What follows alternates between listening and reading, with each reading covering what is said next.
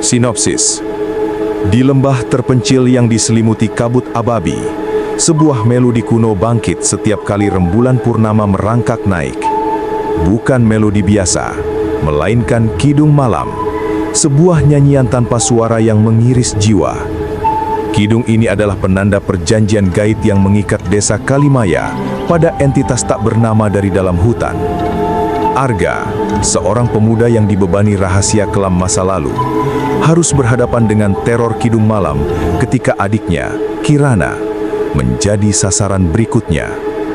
Sebuah pertarungan antara logika dan kepercayaan purba akan pecah, di mana batas antara hidup dan mati, akal sehat dan kegilaan menjadi kabur.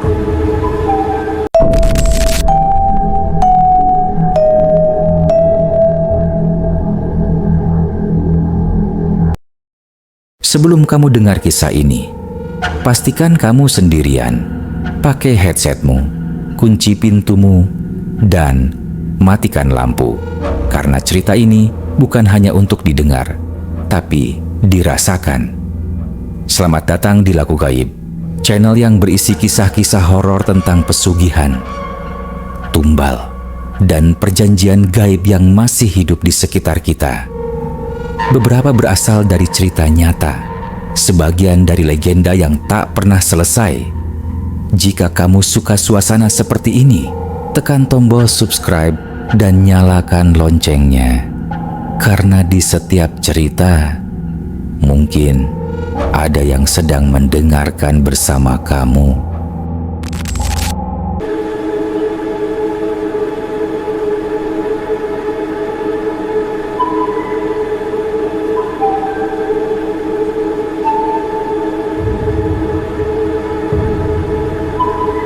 Angin dingin pegunungan selalu menjadi peneman setia di lembah Kalimaya.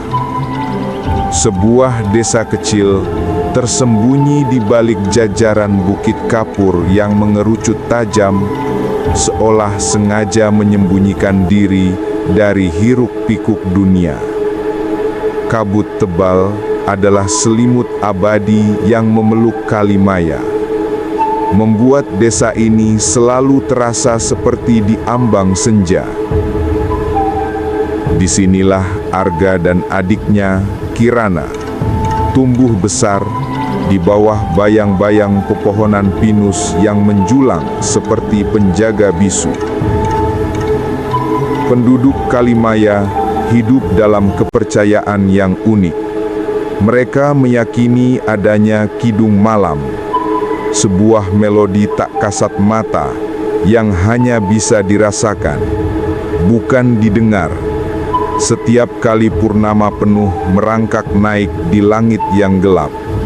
Konon, kidung malam adalah ikatan, sebuah perjanjian purba antara leluhur mereka dan entitas penjaga hutan yang tak pernah berwujud, namun kehadirannya selalu terasa mengancam. Entitas itu meminta imbalan, sebuah persembahan yang tak seorang pun berani menyebut namanya secara gamblang. Persembahan itu datang dalam bentuk hilangnya salah satu penduduk desa tanpa jejak setiap 5 tahun sekali. Arga, dengan usianya yang menginjak 24 tahun, selalu mencoba bersikap rasional. Ilmu pengetahuan yang ia dapat dari sekolah di kota tak pernah bisa sepenuhnya mengikis ketakutan yang mengakar dalam dirinya. Ia masih ingat dengan jelas malam 5 tahun lalu saat sahabat baiknya, Bayu, menghilang. Malam itu, kidung malam terasa begitu kuat, mengalirkan hawa dingin yang menusuk tulang, diikuti oleh keheningan yang memekakkan telinga. Ia masih sering bermimpi melihat Bayu tersenyum tipis, seolah ditarik oleh sesuatu yang tak terlihat ke dalam rimbunnya hutan. Kirana, adiknya yang baru 15 tahun, adalah kebalikan Arga. Ia memiliki jiwa yang polos dan penuh rasa ingin tahu. Namun, akhir-akhir ini, senyum ceria Kirana perlahan memudar. Ia sering melamun, menatap kosong ke arah hutan, dan kadang-kadang Arga menangkapnya bergumam lirih. "Aku mendengar nyanyiannya." Arga mulai khawatir. Ia teringat cerita-cerita lama para tetua tentang panggilan Kidung Malam. Konon, korban yang akan dipilih akan mulai mendengar kidung itu secara personal. Bisikan lembut yang lambat laun berubah menjadi lolongan memekakan telinga hanya bagi mereka. Ia berusaha meyakinkan Kirana bahwa itu hanya halusinasi, bunga tidur. Tapi mata adiknya yang jernih memancarkan ketakutan yang sama dengan yang dirasakan Arga saat melihat Bayu terakhir kali. 1 minggu sebelum purnama penuh, tanda-tanda semakin jelas. Kirana sering terbangun di tengah malam dengan keringat dingin, menceritakan mimpi buruk tentang bayangan hitam pekat yang menariknya ke dalam lumpur. Ia mulai menghindari cermin, merasa ada sosok lain yang mengawasinya dari pantulan. Arga bahkan menemukan beberapa gambar aneh yang digambar Kirana di buku sketsanya. Siluet makhluk tak berwujud dengan tangan panjang dan mata merah menyala, dikelilingi oleh simbol-simbol kuno yang tidak ia kenali. "Kak, aku takut." Kirana memeluk Arga erat suatu sore. Tubuhnya bergetar. "Kidungnya semakin jelas. Dia memanggil namaku." Arga memutuskan bertindak. Ia menemui Mbah Rejo, sesepuh desa yang buta namun memiliki pendengaran tajam dan pengetahuan mendalam tentang adat istiadat Kalimaya. Mbah Rejo duduk di gubuknya yang reot, dikelilingi oleh tumpukan lontar-lontar kuno. Wajah keriputnya tampak muram saat Arga menceritakan keadaan Kirana. "Kidung Malam. Dia sudah memilih," desis Mbah Rejo. Suaranya serak. "Perjanjian ini harus ditepati. Sudah berabad-abad, Nak Arga." "Tapi kenapa harus Kirana?" tanya Arga. Matanya memerah menahan amarah. "Apa tidak ada cara lain? Kita bisa lawan entitas itu." Mbah Rejo hanya menggeleng. "Entitas itu, dia bukan makhluk yang bisa dilawan dengan kekerasan, Nak. Dia adalah bagian dari tanah ini. Kekuatan Kidung Malam adalah bisikan dari akar bumi." Arga menolak menyerah. Ia mencari petunjuk di antara buku-buku lama peninggalan kakeknya, yang juga seorang penjaga adat. Ia menemukan sebuah jurnal lusuh yang menceritakan tentang sebuah ritual kuno, sebuah penolakan yang pernah dicoba oleh salah satu leluhur mereka berabad-abad lalu.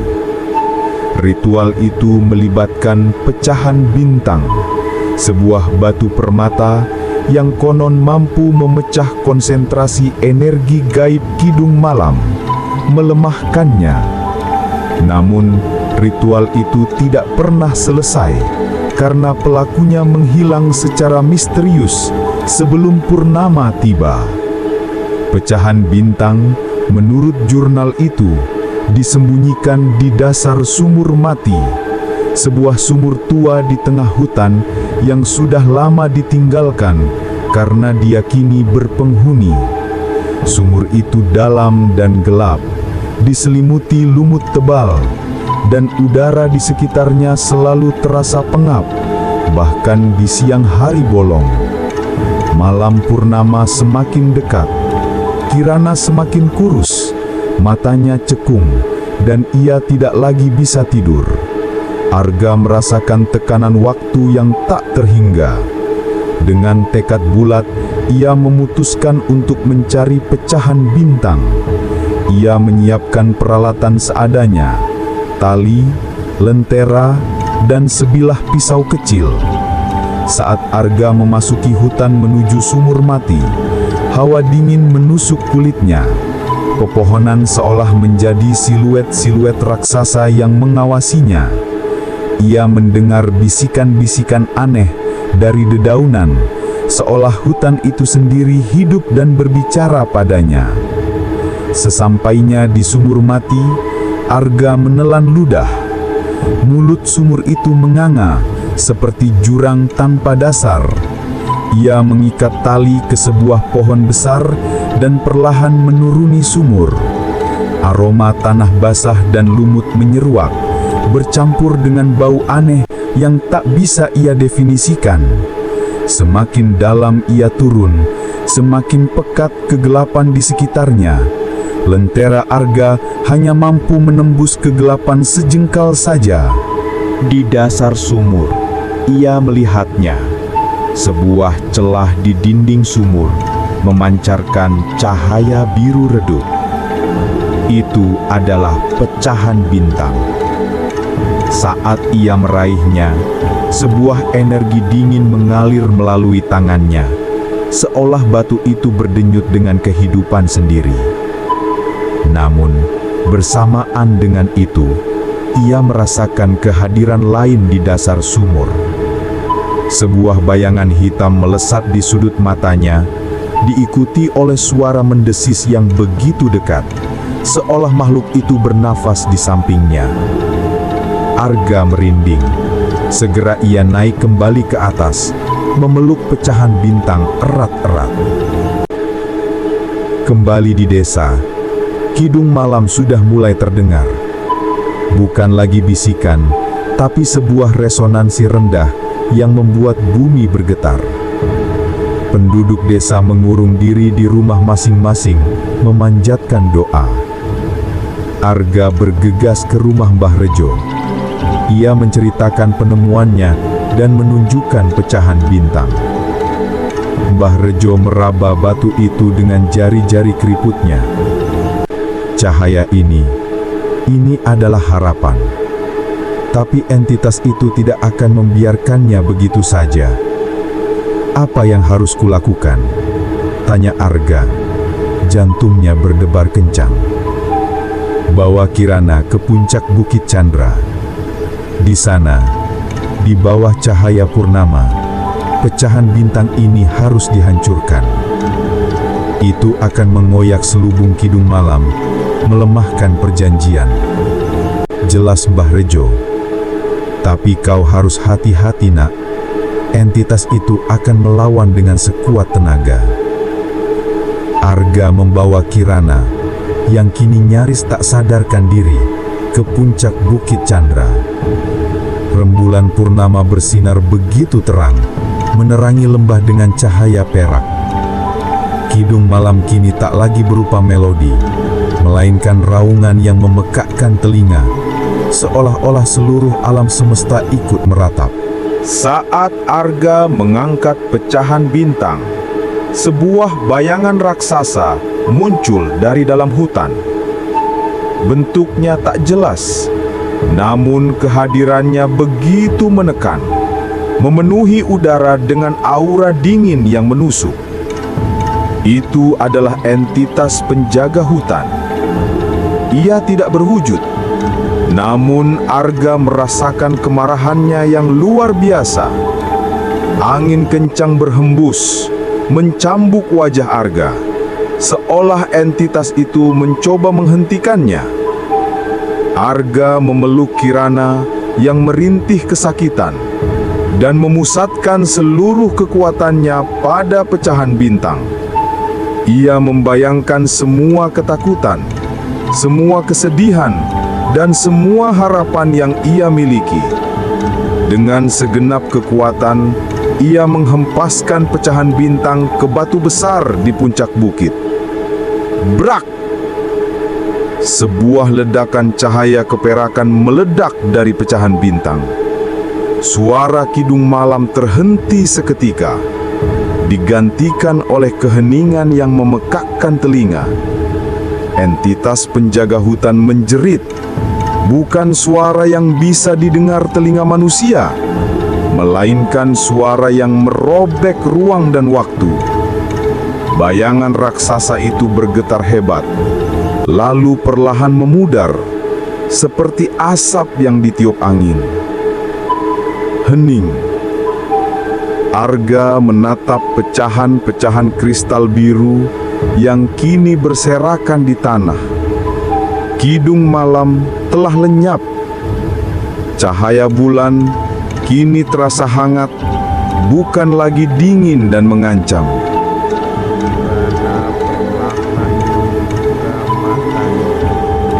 Tatapannya masih kosong, namun perlahan ia melihat Arga.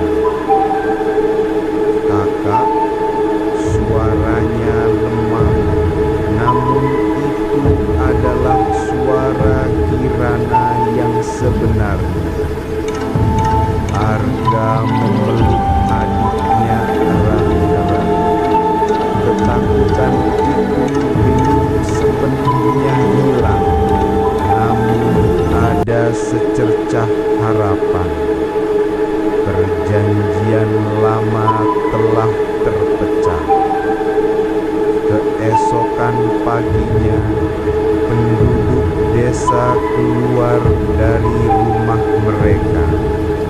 Ada kebingungan, namun juga ada perasaan lega yang tak terlukiskan. Hidung malam telah tiada. Entitas penjaga hutan tidak lagi menuntut persembahan. Namun lembah itu masih diselimuti kabut. Arga tahu perjuangan belum selesai. Mungkin entitas itu akan bangkit lagi. Mungkin perjanjian lain akan terbentuk. Tapi setidaknya untuk saat ini, Kalimaya telah terbebas dari jerat hidung malam. Ia menatap ke arah hutan, ke tempat di mana bayangan entitas itu menghilang. Ada sesuatu yang baru di sana, sebuah keheningan yang berbeda, sebuah janji akan awal yang baru, namun juga peringatan bahwa kekuatan tak terlihat selalu bersembunyi di balik tabir alam. Arga tahu ia harus bersiap. Kisah lembah Kalimaya baru saja dimulai. Terima kasih sudah menyimak cerita ini. Jika kamu percaya bahwa dunia ini lebih luas dari yang terlihat, tekan tombol subscribe, nyalakan loncengnya, dan bagikan cerita ini ke temanmu yang paling pemberani. Kita akan bertemu lagi di kisah selanjutnya. Tapi ingat, jangan terlalu percaya pada apa yang kamu lihat, karena yang gaib justru jarang terlihat